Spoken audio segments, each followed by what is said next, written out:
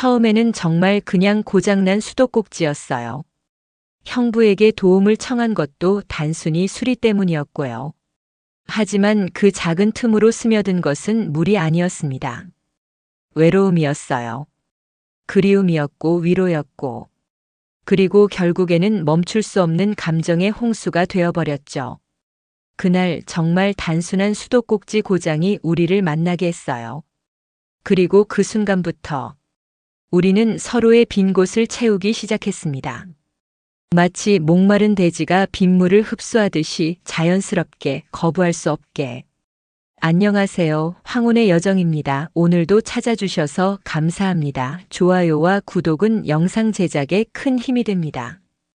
그날도 평범한 하루였습니다. 새벽 6시에 일어나 병원으로 출근하고 오후 3시에 퇴근해서 집으로 돌아오는 일상의 반복이었죠.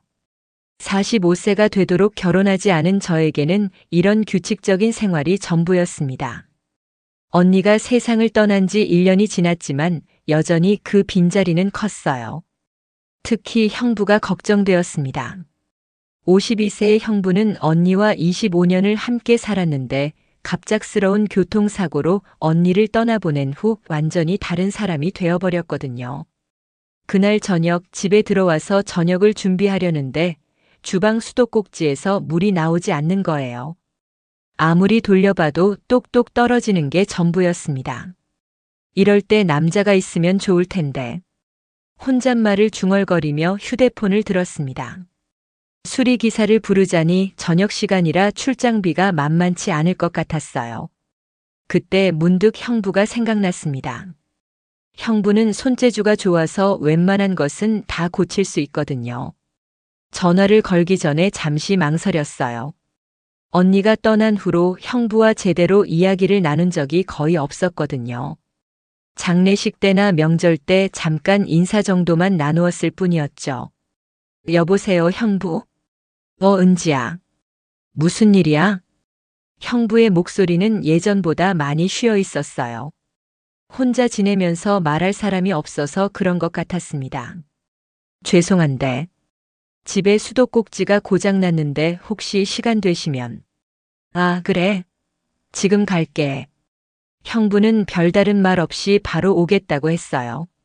30분 후 공구 가방을 든 형부가 문을 두드렸습니다. 고마워요, 형부. 이런 일로 불러내서 미안해요. 뭘 가족인데. 어디가 고장났는지 보자. 1년 만에 제대로 본 형부는 많이 야위어 있었어요. 수염도 깔끔하게 정리되지 않았고 옷차림도 예전 같지 않았습니다. 언니가 얼마나 세심하게 챙겨줬는지 새삼 느낄 수 있었어요. 형부는 공구를 꺼내 수도꼭지를 살펴보기 시작했습니다. 저는 옆에서 지켜보며 필요한 것이 있으면 가져다 주었어요. 그러다가 형부가 스패너를 건네달라고 할 때 우리 손이 스쳤습니다. 아, 죄송해요. 괜찮아. 짧은 순간이었지만 이상한 전기가 흘렀어요. 언니 남편이라고만 생각했던 형부를 한 사람의 남자로 의식하게 된 순간이었습니다. 다 됐다. 이제 써봐. 형부가 수도꼭지를 돌리자 물이 시원하게 나왔어요. 와, 정말 고마워요. 형부 아니었으면 어쩔 뻔했어요. 별거 아니야. 앞으로도 이런 일 있으면 언제든 연락해. 형부가 공구를 정리하는 모습을 보면서 저는 괜히 아쉬운 마음이 들었어요. 이렇게 보내기에는 형부가 너무 외로워 보였거든요. 형부, 저녁 드시고 가세요. 김치찌개 끓일게요. 아니야, 괜찮아. 집에 가서. 언니가 좋아하던 그 김치찌개요. 레시피 물려받았거든요. 언니 이야기를 꺼내자 형부의 표정이 흔들렸어요.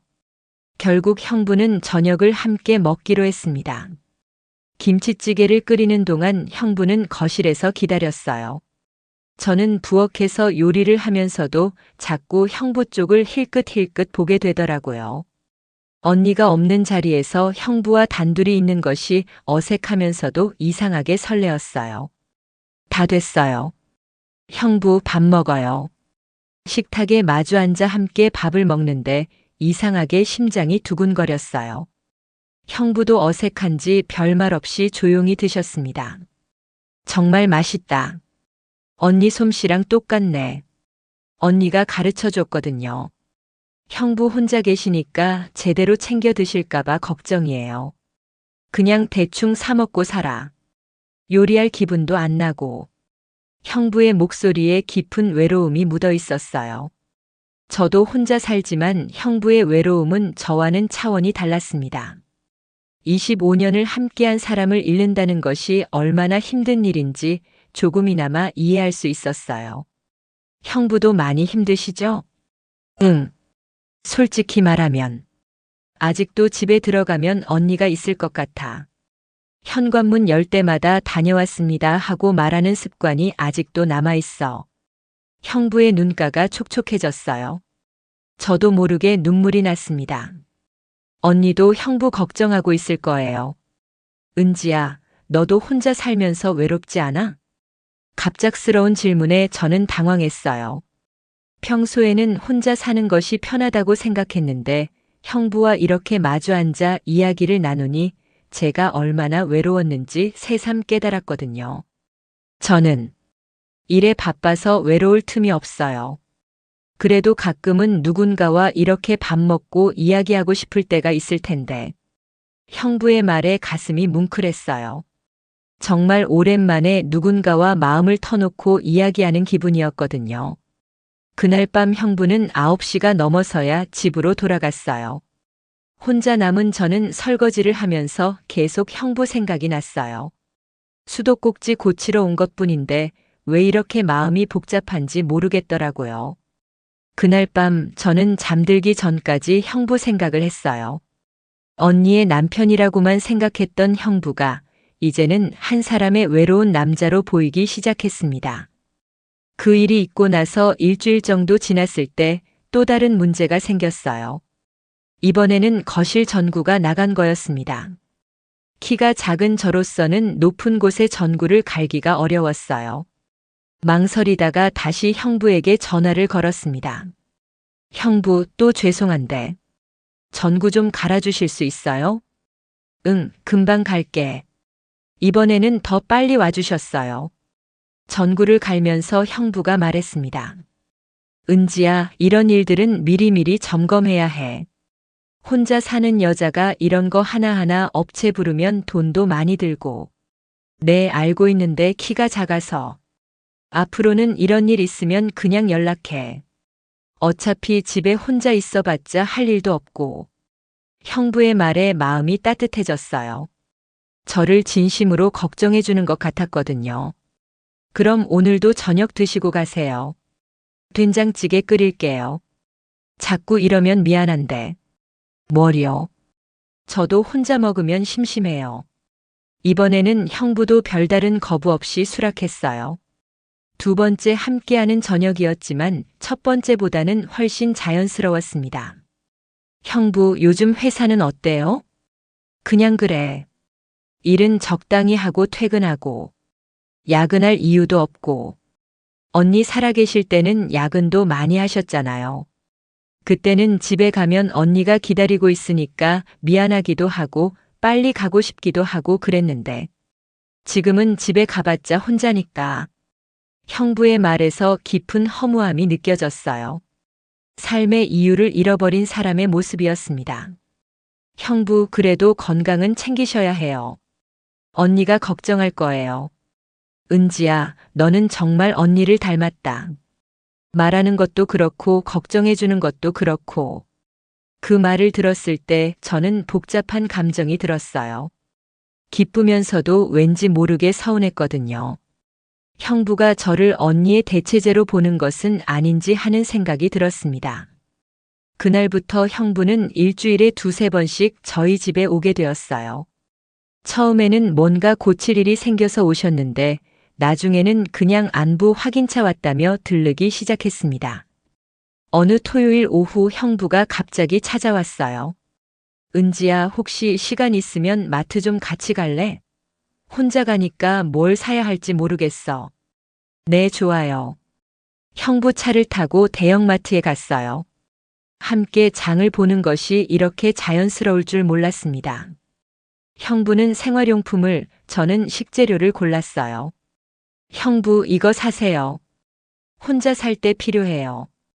이건 뭐야? 전자레인지용 용기요. 이거 있으면 간단한 요리하기 편해요. 마치 부부가 장 보는 것처럼 자연스럽게 이야기하며 물건을 골랐어요. 계산할 때 형부가 제 물건까지 함께 계산하려고 해서 깜짝 놀랐습니다. 형부, 제 건 따로 할게요. 괜찮아, 내가 낼게. 그러시면 안 돼요. 자꾸 저녁 얻어먹는데 이것도 못하겠어? 결국 형부가 장보기 비용을 모두 지불했어요. 집으로 돌아오는 차 안에서 이상한 기분이 들었어요. 누군가와 이렇게 일상을 공유하는 것이 얼마나 그리웠는지 새삼 깨달았거든요. 형부, 오늘 저녁에는 뭘 해드릴까요? 은지야, 자꾸 이러면 미안해. 내가 너무 의존하는 것 같아. 무슨 말씀이세요? 저도 좋아요. 혼자 해먹으면 맛없잖아요. 그날 저녁에는 형부가 좋아한다는 갈비찜을 만들었어요. 언니에게 배운 레시피대로 정성껏 만들었더니 형부가 정말 맛있게 드셨습니다. 정말 맛있다. 언니 솜씨보다 더 좋은 것 같은데? 언니가 들으면 삐질 텐데요. 하, 그렇겠네. 식사 후에는 함께 설거지를 했어요. 형부가 설거지를 하고 저는 닦아서 정리했습니다. 좁은 주방에서 함께 일하다 보니 자연스럽게 몸이 스쳤어요. 아, 죄송해요. 괜찮아. 하지만 점점 이런 스킨십이 자연스러워졌어요. 어깨가 닿고 손이 스치고 그럴 때마다 이상한 전기가 흘렀습니다. 설거지를 마치고 거실에서 커피를 마시며 이야기를 나누었어요. 형부는 언니와의 추억을, 저는 병원에서 있었던 일들을 이야기했습니다. 은지야, 너도 이제 나이가 있는데 결혼 생각은 안 해? 글쎄요. 이 나이에 누가 저를. 무슨 소리야? 은지는 충분히 매력적이야. 상냥하고 요리도 잘하고 직업도 좋고. 형부의 칭찬에 얼굴이 빨개졌어요. 오랜만에 들어보는 칭찬이었거든요. 형부도 재혼 생각하세요? 나? 글쎄. 아직은 생각할 수 없어. 언니 생각만 나고. 그 말을 들었을 때 저는 묘한 질투심을 느꼈어요. 언니에 대한 형부의 사랑이 부러우면서도 저에게는 왜 그런 사람이 없을까 하는 아쉬움이 들었습니다. 그날 밤 형부는 11시가 넘어서야 집으로 돌아갔어요. 혼자 남은 저는 형부가 앉았던 소파에 앉아서 여운에 젖어 있었습니다. 형부의 체온이 아직 남아있는 것 같았어요. 이상해. 왜 자꾸 형부 생각이 나지? 저는 스스로에게 물어봤지만 답을 찾을 수 없었어요. 그저 형부와 함께 있을 때 느끼는 편안함과 따뜻함이 좋았습니다. 다음 주부터는 더 자주 만나게 되었어요. 형부는 퇴근 후에 종종 들렀고 주말에는 함께 시간을 보내는 것이 자연스러워졌습니다. 어느 일요일 비가 오는 날이었어요. 형부가 우산을 하나만 가져왔더라고요. 은지야, 우산 하나밖에 없네. 같이 써야겠어. 네. 작은 우산 아래서 나란히 걸었어요. 어깨와 어깨가 닿고 때로는 형부의 팔에 기대기도 했습니다. 빗소리와 함께 걷는 그 시간이 참 좋았어요. 집 앞에 도착해서 우산을 접으며 형부가 말했습니다. 은지야, 요즘 정말 고마워. 너 덕분에 많이 위로받고 있어. 저도요, 형부. 혼자 있으면 외로웠는데. 그때 형부가 저를 바라보는 시선이 예전과 달랐어요. 따뜻하면서도 뭔가 간절한 느낌이었습니다. 은지야. 네. 잠깐의 침묵이 흘렀어요. 형부가 뭔가 말하려다가 멈칫했습니다. 아니야, 들어가자. 그날 밤 저는 형부의 그 시선을 잊을 수 없었어요. 분명히 뭔가 다른 감정이 있었는데 그것이 무엇인지 정확히 알 수는 없었습니다. 하지만 한 가지는 확실했어요. 저도 형부를 바라보는 시선이 달라지고 있다는 것이었습니다. 언니의 남편이 아닌 한 사람의 남자로 보기 시작한 거죠. 그렇게 2달 정도 지났을 때 저희 사이에 결정적인 변화가 일어났습니다. 그날은 제가 밤 근무를 마치고 집에 돌아온 날이었어요. 새벽 6시쯤 되어서 집에 들어왔는데 형부가 현관 앞에서 기다리고 있더라고요. 형부, 이렇게 일찍 무슨 일이세요? 어젯밤에 전화했는데 받지 않길래. 혹시 무슨 일 있나 싶어서. 아, 밤 근무였어요. 휴대폰을 못 봤네요. 그랬구나. 미안해, 괜히 걱정했네. 형부의 얼굴에는 진짜 걱정이 가득했어요. 저 때문에 밤새 걱정했다는 것이 고마우면서도 미안했습니다. 들어와서 커피라도 드세요. 출근하기 전에. 괜찮아, 너 피곤할 텐데. 괜찮아요. 어차피 잠도 안 와요. 형부는 거실에 앉아서 제가 커피를 내리는 것을 지켜봤어요. 밤 근무를 마치고 온 저의 지친 모습이 걱정스러웠나 봐요. 은지야, 밤 근무 많이 힘들지? 조금 힘들긴 해요. 하지만 익숙해졌어요. 혼자 살면서 이런 불규칙한 생활하면 몸 망가져. 누군가 옆에서 챙겨주는 사람이 있어야 하는데. 형부의 말에 가슴이 뭉클했어요. 정말로 저를 걱정해주는 마음이 전해졌거든요. 형부도 혼자 사시잖아요. 더 걱정돼요. 나는 나이가 있으니까 괜찮아. 하지만 너는 아직 젊은데. 커피를 마시며 이야기하다 보니 시간이 흘렀어요. 형부가 시계를 보며 일어났습니다. 회사 가야겠다. 너는 좀 쉬어. 네, 형부도 조심히 가세요.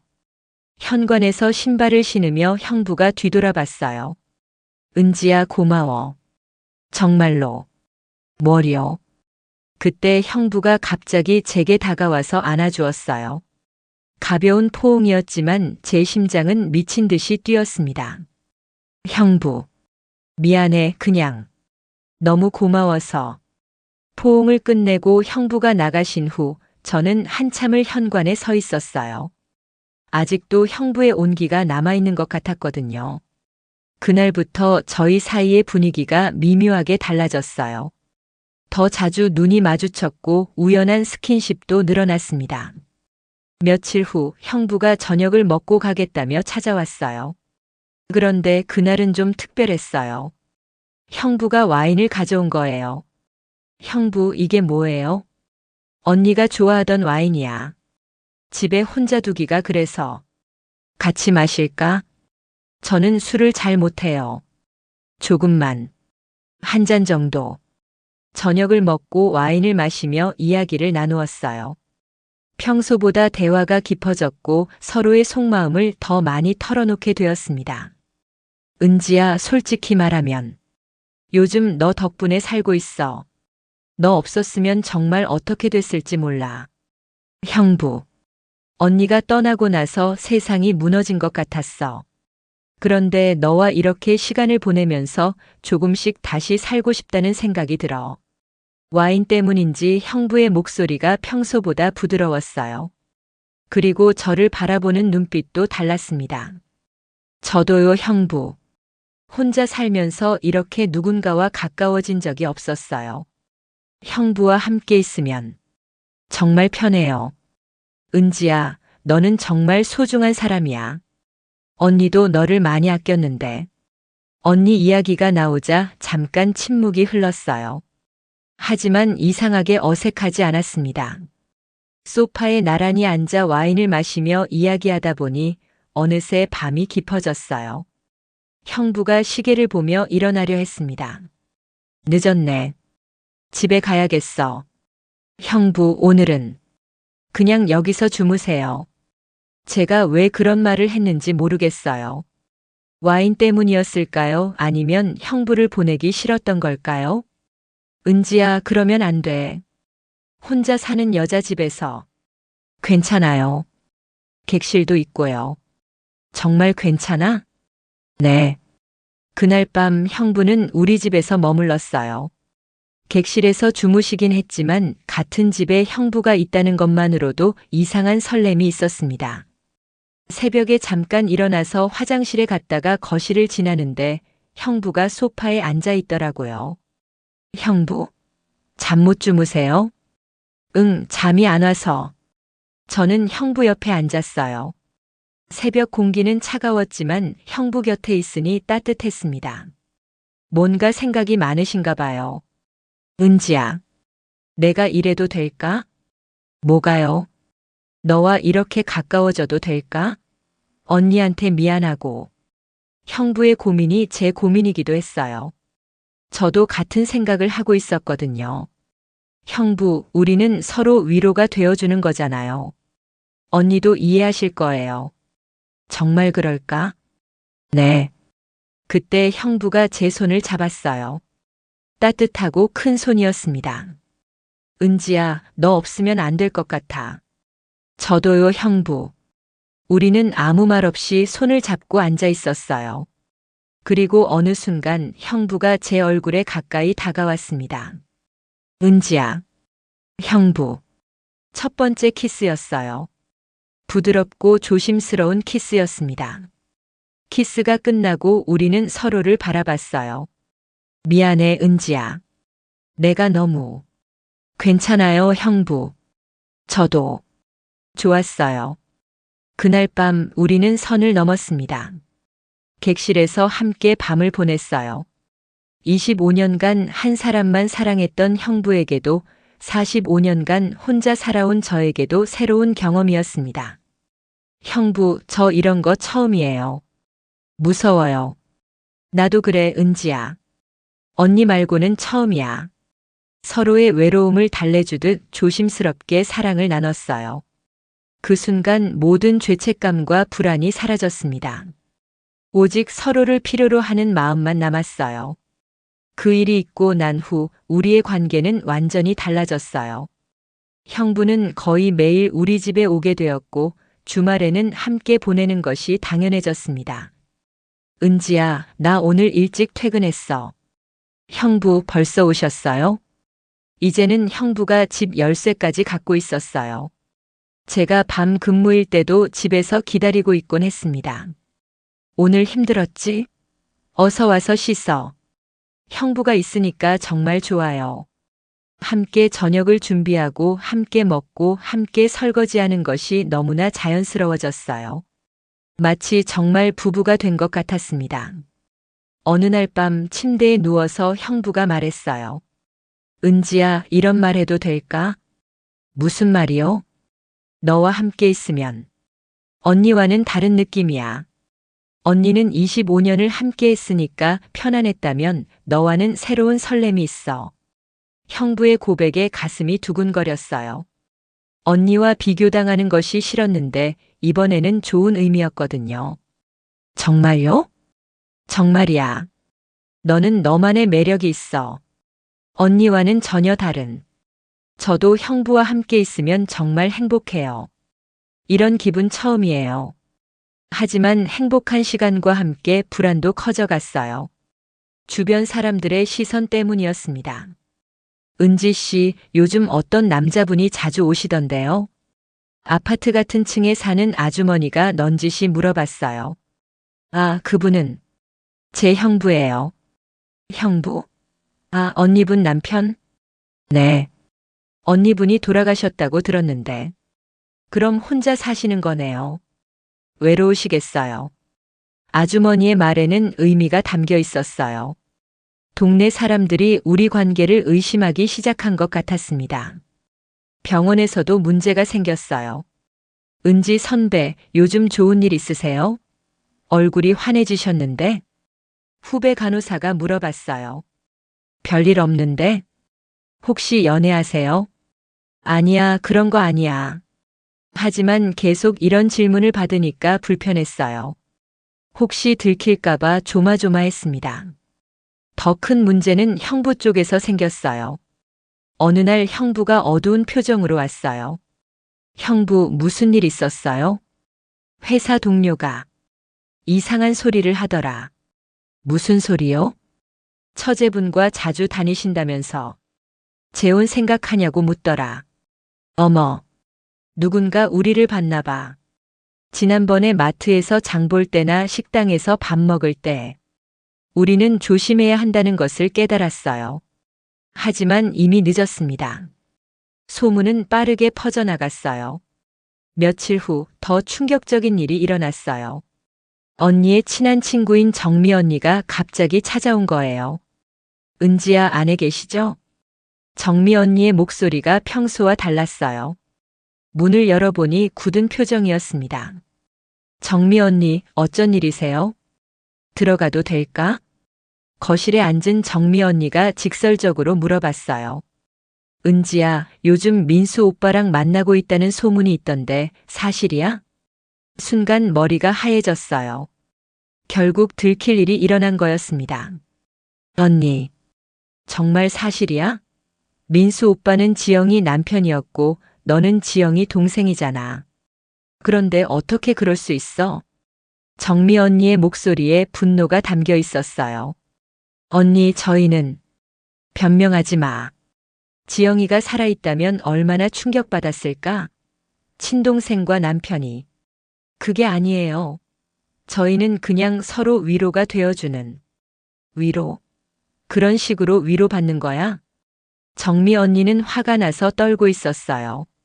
저도 눈물이 났습니다. 언니, 저도 처음에는 그럴 생각 없었어요. 그런데 뭐? 외로워서? 그럼 다른 남자는 왜 안 만나고 하필 민수 오빠를? 대답할 수 없었어요. 정미 언니의 말이 틀린 것은 아니었거든요. 은지야, 나는 너를 지영이 동생으로 생각했는데. 정말 실망이야. 지영이한테 얼마나 미안해. 정미 언니가 떠난 후 저는 혼자 울었어요. 처음으로 우리가 하고 있는 일이 정말 잘못된 것인지 진지하게 생각해 봤습니다. 그날 밤 형부가 왔을 때 저는 정미 언니가 왔다 간 이야기를 했어요. 그럴 줄 알았어. 결국 들통이 났구나. 형부, 어떻게 해야 할까요? 모르겠어. 솔직히 말하면 우리가 잘못하고 있는 건 맞아. 형부도 죄책감을 느끼고 있었어요. 하지만 그렇다고 우리 관계를 포기할 수는 없었습니다. 그래도 형부, 저는 후회하지 않아요. 형부와 함께한 시간들이 제 인생에서 가장 행복한 시간이었어요. 나도 그래, 은지야. 하지만 뭐요? 사람들 시선이 부담스러워. 그리고 언니한테도 미안하고. 우리는 그날 밤 긴 대화를 나눴어요. 계속할 것인지 멈출 것인지에 대해서 말이죠. 결국 우리는 더 조심해서 만나기로 했어요. 하지만 상황은 점점 악화되었습니다. 정미 언니가 다녀간 이후로 상황이 급속도로 나빠졌어요. 소문은 걷잡을 수 없이 퍼져나갔고 주변 사람들의 시선이 냉랭해졌습니다. 병원에서도 분위기가 이상해졌어요. 은지 선배, 혹시 정말 형부분과 그런 얘기 하지 마. 하지만 동료들의 수군거림을 막을 수는 없었어요. 점심시간에 혼자 앉아 있으면 다른 간호사들이 쳐다보며 뭔가 이야기하는 것을 느낄 수 있었습니다. 더 심각한 문제가 생겼어요. 언니의 시댁에서 연락이 온 거예요. 은지야, 나 시어머니야. 언니 시어머니의 전화를 받는 순간 가슴이 철렁 내려앉았어요. 어머니, 요즘 민수하고 만나고 있다는 소리를 들었는데 사실이니? 어머니, 그게. 대답해봐. 사실이야, 아니야? 더 이상 거짓말할 수 없었어요. 죄송해요, 어머니. 어떻게 그럴 수가 있니? 지영이가 죽은 지 고작 1년밖에 안 됐는데 그 남편과 친동생이. 시어머니의 목소리는 분노로 떨리고 있었어요. 어머니, 저희는 그냥 뭐? 변명하지 마. 지영이가 얼마나 너를 아꼈는데 어떻게 그 은혜를 원수로 갚을 수 있어? 죄송해요. 당장 그 관계 정리해. 안 그러면 우리 집안 사람들한테 얘기할 거야. 전화를 끊고 나서 저는 한참을 울었어요. 언니 시댁에서까지 알게 된 것이 충격이었습니다. 그날 밤 형부에게 이 이야기를 했을 때 형부는 더 큰 충격을 받았어요. 어머니까지. 이제 정말 끝이야. 형부. 은지야, 미안해. 내가 너를 이런 상황에 빠뜨렸어. 아니에요. 저도 원했던 일이에요. 하지만 분위기는 점점 무거워졌어요. 외부의 압박이 커질수록 우리 관계에도 금이 가기 시작했습니다. 며칠 후 결정적인 사건이 일어났어요.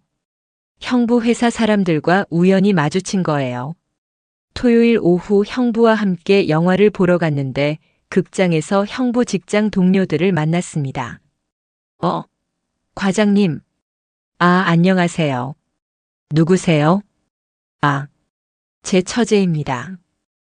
처제분이시구나. 안녕하세요. 그 순간이 정말 어색했어요. 형부 동료들의 눈빛에서 의심을 읽을 수 있었거든요. 형수님이랑 많이 닮으셨네요. 그래요? 과장님, 요즘 많이 밝아지신 이유가 있었네요. 형부는 어색하게 웃으며 자리를 피했지만 저는 그 순간이 너무 부담스러웠어요. 영화를 보는 내내 집중할 수 없었어요. 사람들이 우리를 어떻게 볼지, 어떤 소문이 날지 걱정되었거든요. 형부, 방금 그 사람들이 우리를 이상하게 보지 않았어요? 괜찮아, 신경 쓰지 마. 하지만 형부도 불편해하는 것이 보였어요.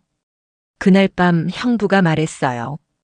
은지야, 우리 조금 쉬는 게 어떨까? 쉰다는 게 무슨 뜻이에요? 잠깐 만나지 말자는 거야. 상황이 좀 정리될 때까지. 가슴이 무너지는 것 같았어요. 형부, 저 때문에 힘드신 거예요? 그게 아니야. 하지만 이렇게 계속하면 너만 상처받을 것 같아. 저는 괜찮아요. 괜찮지 않아.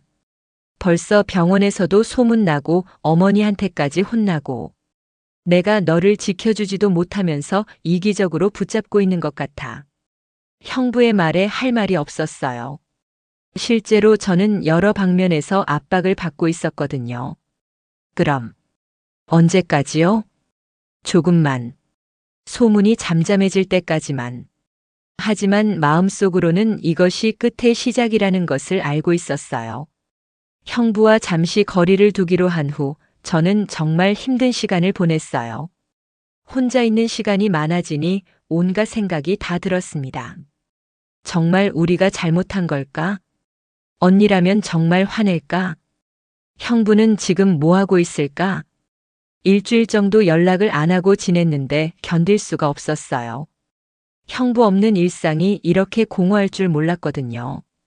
병원에서 일할 때도 집중이 안 됐어요. 은지 선배, 괜찮으세요? 얼굴이 안 좋아 보이는데. 응, 괜찮아. 하지만 괜찮지 않았어요. 밤에 잠도 잘 안 오고 식욕도 없었습니다. 일주일 후 형부에게서 문자가 왔어요. 괜찮아? 몸은 좀 어때? 그 짧은 문자만 봐도 눈물이 났어요. 형부도 저를 그리워하고 있다는 것이 느껴졌거든요. 보고 싶어요. 답장을 보냈더니 곧바로 전화가 왔어요. 은지야. 형부. 전화로 서로의 목소리만 들어도 벅찼어요. 나도 보고 싶어. 너무 보고 싶어서 미칠 것 같아. 그럼 만나요. 하지만 한 번만. 정말 한 번만요. 결국 형부는 그날 밤 우리 집에 왔어요. 일주일 만에 보는 형부는 많이 야위어 있었습니다. 형부 많이 힘드셨죠? 너도 많이 힘들었지? 우리는 아무 말 없이 서로를 꼭 안았어요. 그 순간 일주일간의 그리움이 모두 폭발했습니다. 은지야, 너 없으니까 정말 못 살겠어. 저도요, 형부. 어떻게 살았는지 모르겠어요. 그날 밤 우리는 더욱 간절하게 사랑을 나눴어요. 헤어질지도 모른다는 불안감 때문에 더욱 절실했습니다. 형부, 우리 헤어지면 안 돼요. 저는 형부 없으면 안 돼요. 나도 그래, 은지야. 다른 사람들이 뭐라고 하든 상관없어. 너만 있으면 돼. 하지만 현실은 만만하지 않았어요. 다음 날부터 또 다른 문제들이 터져 나왔습니다. 병원 원장님이 저를 부르신 거예요. 은지 간호사, 잠깐 이야기 좀 하자. 원장실에 들어가니 원장님의 표정이 심각했어요. 최근에 내 주변에서 좀 이상한 소문이 들리던데. 원장님, 개인적인 일이라고 해서 병원에서 신경 쓰지 않으려고 했는데 다른 직원들한테까지 영향을 주고 있어. 죄송합니다. 은지야, 내가 어떤 사람인지 나는 알고 있어. 15년간 성실하게 일했고 환자들한테도 평판이 좋고. 하지만 이런 소문은 병원 이미지에 좋지 않아. 알고 있습니다. 정리할 건 정리하고 병원에서만큼은 프로답게 행동해줘. 원장님의 말씀에 더욱 위축되었어요. 병원에서까지 압박을 받으니 정말 숨이 막혔습니다. 집에 돌아와서 형부에게 이 이야기를 했더니 형부가 더 심각하게 받아들였어요. 이제 정말 안 되겠어. 내 직장까지 영향을 받으면. 괜찮아요, 형부. 견딜 수 있어요. 견딜 수 있는 문제가 아니야. 너는 15년간 쌓아온 커리어가 있잖아. 형부는 저보다 더 걱정하고 있었어요. 하지만 더 큰 충격이 기다리고 있었습니다. 며칠 후 형부의 딸 수정이가 갑자기 찾아온 거예요. 수정이는 대학교 4학년으로 언니와 형부의 외동딸이었어요. 언니가 세상을 떠난 후로는 아버지를 많이 챙기며 지냈는데 그날 찾아온 수정이의 표정이 심상치 않았어요. 고모 안녕하세요. 수정아, 어쩐 일이야? 할 말이 있어서요. 거실에 앉은 수정이가 조심스럽게 입을 열었어요. 고모, 요즘 아빠랑 만나고 계시는 게 사실인가요? 순간 머리가 하얘졌어요. 수정이까지 알게 된 거였습니다. 수정아, 엄마 친구분이 저한테 말씀하시더라고요. 아빠가 고모랑 자주 다니신다고. 수정아, 그게 정말인가요? 더 이상 숨길 수 없었어요. 미안해, 수정아. 수정이의 눈에 눈물이 고였어요. 어떻게 그러실 수 있어요? 엄마가 돌아가신 지 겨우 1년밖에 안 됐는데. 수정아, 고모가 설명할게. 설명할 게 뭐가 있어요? 엄마 동생이랑 아빠가. 수정이는 울먹이며 말했어요. 고모, 저는 고모를 정말 좋아했어요. 엄마 없어서 외로울 때 고모가 많이 위로해 주셨잖아요. 그런데 어떻게 이럴 수 있어요? 수정아, 아빠도 이상해요. 요즘 너무 밝아지셔서 이상하다 했더니.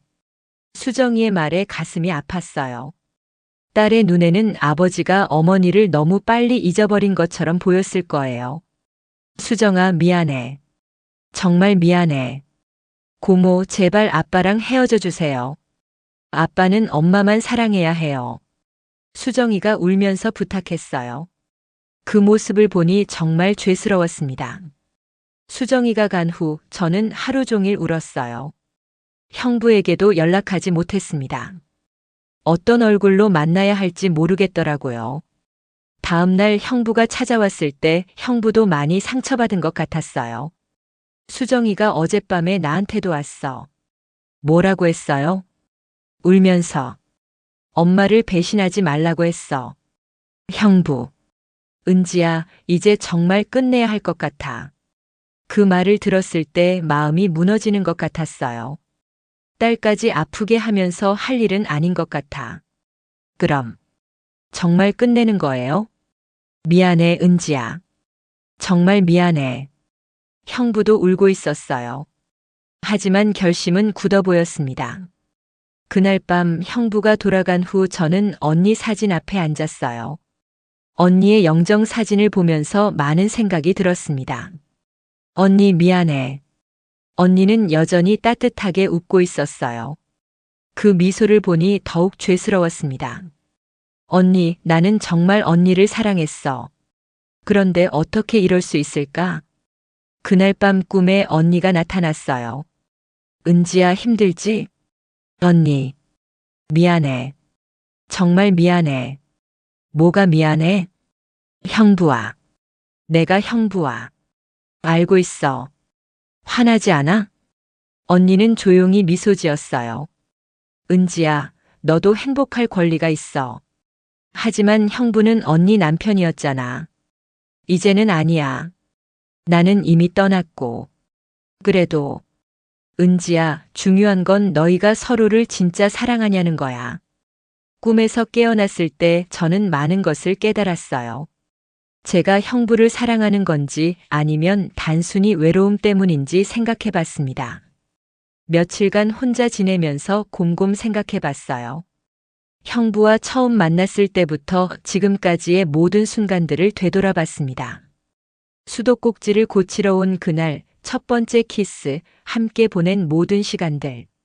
그리고 깨달았어요. 저는 형부를 진정으로 사랑했어요. 하지만 동시에 의문도 들었습니다. 형부는 저를 사랑하는 걸까요? 아니면 언니의 대체제로 보는 걸까요? 그때 결정적인 일이 일어났어요. 형부가 술에 취해서 전화를 한 거예요. 은지야, 보고 싶어. 형부 술 드셨어요? 응, 많이 마셨어.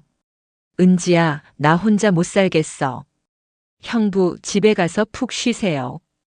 은지야, 사랑해. 저도요, 형부. 정말? 정말 사랑해? 네. 그런데 그 다음에 형부가 한 말이 저를 충격에 빠뜨렸어요. 여보야, 정말 사랑해. 형부가 저를 여보라고 부른 거예요. 언니를 부르던 그 호칭으로요. 순간 모든 게 무너지는 느낌이었어요. 형부는 저를 보는 게 아니라 언니의 그림자를 보고 있었던 거였습니다. 전화를 끊고 나서 저는 한참을 울었어요. 제가 언니 대신이었다는 것을 확실히 알게 된 순간이었거든요. 다음 날 형부가 찾아왔을 때 저는 그 일을 물어봤어요. 형부, 어젯밤에 저를 여보라고 부르셨는데. 그랬어? 술 때문인가 봐. 미안해. 형부, 솔직히 말해주세요. 저를 보시는 거예요? 아니면 언니를 보시는 거예요? 은지야, 무슨 소리야? 형부는 저와 있을 때도 언니 생각을 하시는 거 아니에요? 형부는 대답하지 못했어요. 그 침묵이 답이었습니다. 형부, 저는 언니가 아니에요. 알고 있어. 정말 알고 계신가요? 저는 언니를 대신할 수 없어요. 그때서야 형부가 말했어요. 은지야, 미안해. 솔직히 말하면 처음에는 내가 언니와 비슷해서 위로가 되었어. 하지만 지금은 정말 너를 사랑해. 정말요? 정말이야. 너는 언니와 다른 매력이 있어. 하지만 저는 더 이상 확신할 수 없었어요. 형부의 사랑이 진짜인지 아니면 언니에 대한 그리움인지 구분할 수 없었거든요. 며칠 후 저는 병원에서 인상 깊은 장면을 목격했어요. 50대 부부가 함께 검진을 받으러 왔는데 그 부부의 모습이 정말 아름다웠어요. 여보, 아파요? 괜찮아요. 당신 때문에 아픈 것도 안 아픈 것 같아요. 40년을 함께 산 부부였는데 서로를 바라보는 눈빛이 여전히 애틋했어요. 진짜 사랑이 무엇인지 보여주는 모습이었습니다. 그 순간 깨달았어요. 진정한 사랑은 누군가의 대체제가 되는 것이 아니라 그 사람 자체로 사랑받는 거라는 것을요. 그날 밤 저는 형부에게 마지막 이야기를 하기로 결심했어요. 형부, 얘기 좀 해요. 무슨 얘기? 우리 관계에 대해서요. 형부의 표정이 굳어졌어요. 제 목소리에서 진지함이 느껴졌나 봐요. 형부, 정말 솔직하게 말씀해 주세요. 저를 사랑하시는 거예요? 아니면 언니가 그리워서 저와 함께 계시는 거예요? 은지야, 왜 자꾸 그런 말을? 대답해 주세요. 형부는 한참을 고민하더니 말했어요. 솔직히 말하면 처음에는 내가 언니를 닮아서였어. 말하는 것도 행동하는 것도 요리하는 것도 모든 게 언니를 떠올리게 했어. 역시 제 예상이 맞았어요. 하지만 지금은 달라. 너는 언니와 다른 사람이야. 더 다정하고 더 세심하고. 형부, 그것도 비교하는 거잖아요. 뭐? 언니와 비교해서 제가 더 이렇다, 더 저렇다고 하시는 것 자체가 아직도 언니 그림자에서 벗어나지 못한 거예요. 형부는 할 말이 없었어요. 형부, 저는 언니의 대체제가 되고 싶지 않아요. 저는 그냥 은지로 사랑받고 싶어요. 은지야. 그런데 형부는 아직도 저를 온전한 저로 보지 못하시는 것 같아요. 그날 밤 저는 형부에게 정말 마지막 사랑을 주었어요. 이제 정말 끝이라는 마음으로요. 형부, 이제 정말 끝내요. 은지야, 제발. 안 돼요. 이렇게 계속하면 저도 형부도 언니도 모두 불행해져요. 하지만 너 없으면 난. 형부도 새로운 시작하세요. 저 같은 사람 말고 정말 사랑할 수 있는 사람을 만나세요. 형부는 울먹이며 저를 붙잡으려 했지만 저는 마음을 돌리지 않았어요. 형부 고마웠어요. 정말로요. 형부 덕분에 사랑이 뭔지 알게 됐어요. 은지야. 하지만 이제 정말 끝이에요. 연락도 하지 마세요. 그날 밤 형부가 집을 떠난 후 저는 언니 사진 앞에 앉았어요. 언니, 이제 정말 끝냈어. 미안했어. 언니는 여전히 따뜻하게 웃고 있었어요. 언니, 형부 잘 부탁해. 좋은 사람 만나서 행복하게 살 수 있도록 도와줘. 그날 밤 저는 처음으로 편안하게 잠들 수 있었어요. 죄책감에서 벗어났다는 해방감 때문이었습니다. 형부와 헤어진 후 처음 몇 주는 정말 힘들었어요. 혼자 있는 시간이 너무 길게 느껴졌고 자꾸 형부 생각이 났습니다. 하지만 시간이 지나면서 점차 마음이 정리되었어요. 저는 새로운 취미를 찾기 시작했습니다. 요가도 배우고 독서 모임에도 가입했어요. 은지 씨, 요즘 표정이 많이 밝아지셨네요. 요가 선생님이 말씀해 주셨어요. 그래요? 네, 처음 오셨을 때보다 훨씬 평온해 보이세요. 정말 그랬어요. 마음의 짐을 내려놓고 나니 훨씬 가벼워졌습니다. 병원에서도 예전처럼 집중해서 일할 수 있게 되었어요. 환자들을 돌보는 것에서 새로운 보람을 찾았습니다. 은지 선배, 요즘 정말 다른 사람이 된 것 같아요. 더 따뜻해지신 것 같아요. 후배 간호사의 말에 뿌듯했어요. 제가 성장했다는 것을 느낄 수 있었거든요. 6개월이 지났을 때 저는 완전히 새로운 사람이 되어 있었어요. 혼자 있는 것이 외롭지 않았고 오히려 자유로웠습니다. 독서 모임에서 만난 사람들과도 좋은 관계를 맺었고 주말에는 등산도 다니며 건강도 챙겼어요. 은지야, 요즘 정말 예뻐졌다. 정미 언니가 말씀해 주셨어요. 그때 정미 언니와도 관계가 회복되었습니다. 언니, 그때는 정말 미안했어요. 괜찮아. 사람 일이 어떻게 될지 누가 알겠어? 지금 이렇게 잘 정리된 것만으로도 다행이야. 형부 소식도 가끔 들렸어요. 새로운 직장으로 이직했다는 소식이었습니다. 수정이를 통해 들은 이야기로는 많이 안정되었다고 했어요. 고모 아빠가 요즘 안정되셨어요. 예전처럼 웃으시기도 하고요. 다행이다. 수정아도 많이 힘들었지? 처음에는 힘들었는데 지금은 괜찮아요. 고모도 잘 지내시는 것 같아서 안심이에요. 수정이와의 관계도 예전처럼 돌아왔어요. 가끔 만나서 밥도 먹고 고민 상담도 해주곤 했습니다. 1년이 지난 어느 토요일 오후 저는 동네 슈퍼에서 장을 보고 있었어요. 평소처럼 혼자 필요한 것들을 고르고 있는데 익숙한 목소리가 들렸습니다. 이거 말고 저쪽 걸로 주세요. 형부의 목소리였어요. 1년 만에 듣는 목소리였습니다. 뒤돌아보니 정말 형부가 있었어요. 그런데 혼자가 아니었습니다. 50대 초반으로 보이는 단정한 여성이 함께 있었어요. 이거면 될까요? 네, 좋아요. 두 사람이 자연스럽게 대화하는 모습을 보니 새로운 연인 관계인 것 같았어요. 그때 형부가 저를 발견했어요. 은지야. 형부. 안녕하세요. 함께 있던 여성도 인사해 주셨어요. 안녕하세요. 어색한 순간이었지만 이상하게 불편하지 않았어요. 오히려 형부가 새로운 사람과 함께 있는 모습이 다행스러웠습니다. 잘 지내고 있어? 네, 잘 지내고 있어요. 형부도 건강해 보이세요. 고마워. 너도 많이 밝아 보인다. 네. 그럼. 몸 조심하고. 형부도요. 짧은 인사를 나누고 헤어졌어요. 집으로 돌아가는 길에 마음이 정말 편안했습니다. 잘 됐다. 정말 잘 됐어. 형부가 새로운 사랑을 찾은 것이 진심으로 기뻤어요. 그것이 저에게는 우리 관계가 정말 끝났다는 확신을 주었거든요. 집에 돌아와서 거울을 봤어요. 1년 전에 제 모습과는 많이 달라져 있었습니다. 더 성숙하고 더 평온한 얼굴이었어요.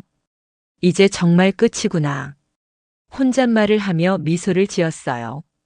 언니 사진을 보며 말했어요. 언니 고마워. 형부 좋은 사람 만났네. 언니가 도와준 거야? 언니는 여전히 따뜻하게 웃고 있었어요. 그날 밤 저는 일기를 썼어요. 오늘 형부를 만났다. 새로운 여자친구와 함께 있는 모습이 자연스러웠다. 나는 왜 이렇게 마음이 편할까? 아마도 내가 진정으로 성장했기 때문인 것 같다. 형부와의 시간은 내 인생에 큰 의미가 있었다. 비록 잘못된 관계였지만 그 덕분에 사랑이 무엇인지, 진정한 행복이 무엇인지 알게 되었다. 이제는 혼자서도 충분히 행복하다. 누군가의 대체제가 되지 않고 오롯이 나 자신으로 살아가는 것이 얼마나 소중한지 깨달았다. 형부도 행복하기를, 그리고 언니도 편안하기를 바란다. 일기를 쓰고 나니 정말 모든 것이 정리된 기분이었어요. 창밖을 보니 별이 참 많이 떠 있었어요. 그 별들처럼 저도 혼자서 빛나고 있다는 생각이 들었습니다. 45세에 경험한 늦은 사랑이었지만 그 사랑을 통해 저는 진정한 어른이 되었어요. 이제는 누구를 원망하지도 않고 후회하지도 않습니다. 그저 모든 사람이 행복하기를 바랄 뿐이에요. 여러분, 여기까지가 제 이야기였습니다. 지금 생각해보면 정말 혼란스러웠던 시간이었어요. 하지만 그 시간을 통해 저는 많은 것을 배웠습니다. 사랑이란 무엇인지, 진정한 행복이란 무엇인지, 그리고 혼자서도 충분히 의미 있는 삶을 살 수 있다는 것을요. 혹시 비슷한 상황에 있는 분들이 계시다면 말씀드리고 싶어요. 잘못된 관계라는 것을 알면서도 헤어나오기 어려울 때가 있어요. 하지만 용기를 내서 정리하시기 바랍니다. 진정한 사랑은 서로를 아프게 하지 않는 거예요. 누군가의 대체제가 되는 것도, 누군가를 대체제로 만드는 것도 진짜 사랑이 아니에요. 저는 이제 정말 행복합니다. 혼자지만 외롭지 않고 자유롭고 평온해요. 여러분도 모두 진정한 행복을 찾으시기 바라며 긴 이야기 들어주셔서 감사합니다. 구독과 좋아요, 알림 설정까지 해주시면 앞으로도 더 많은 이야기로 찾아뵙겠습니다. 감사합니다.